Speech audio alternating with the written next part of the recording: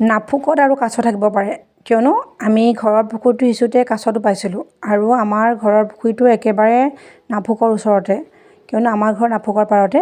যোৱা পৰহি দিনা পুখুৰীটো সিঁচোতে দাদা ভাইটিহঁতে এই কাছটো পাইছিল আৰু আজি নাজিৰাৰ বৰবৰুৱা পুখুৰীৰ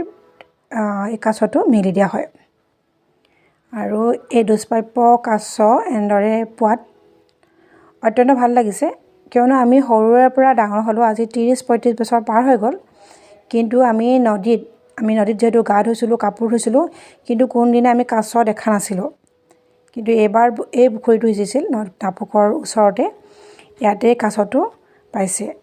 এইটো চাওকচোন সৰু হয় আৰু এই পুখুৰীটো সিঁচোতে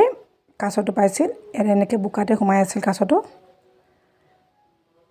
হয়তো নাফুকত আৰু কাছ থাকিব পাৰে